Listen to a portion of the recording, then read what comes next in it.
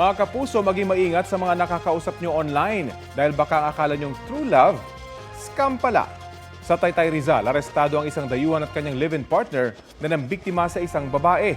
Panoorin ang balitang hatid ni John Consulta para wag maging biktima. Pagkakuha ng senyas, pinalibutan agad ng NBI Rizal ang isang kotse sa parking lot na ito sa Taytay Rizal.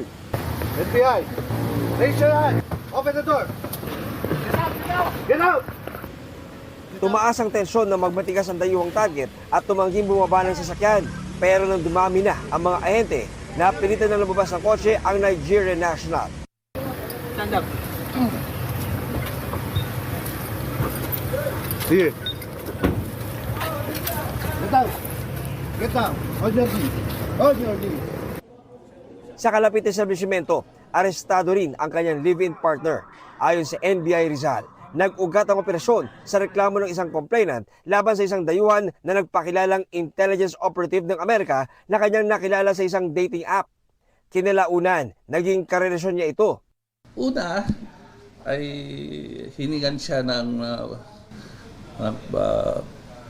pambayad sa mga materyales at mga workers noong di bahay niya pinapagawa dito sa Pilipinas. At pagkatapos dito daw huling mission niya, ay siya daw ay dito naman ninira sa Pilipinas. Umabot sa 3.5 million pesos ang kanyang naibigay. Pero nagduda na siya nang sabihin ng kanyang kausap online na may package siyang pinadala at kailangan niyang bayaran ang insurance at fees nito.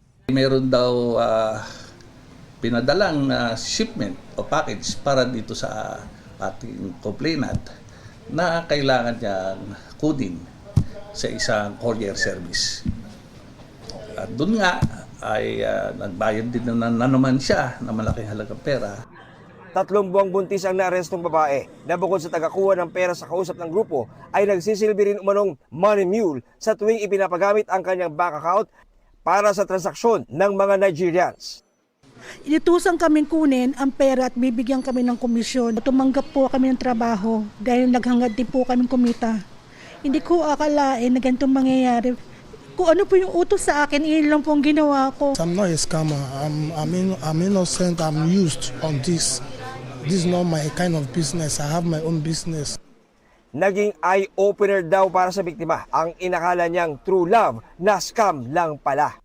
Kaya paalala niya, huwag maniwala o magbigay ng mga personal na impormasyon sa mga nakikilala natin online. ngayong magpapasko, muli nagbigay ng paalala ng NBI para sa mga posibleng binibiktima ng ganitong modus operandi. Kapag halimbawa may mga nakakausap tayo at sisikapin na tayo ay paibigin because of the promises, that the sweet words that they will be delivering, minsan naniniwala tayo agad. Pero kapag nagsimula nang nanghingi ng pera, magduda na po tayo.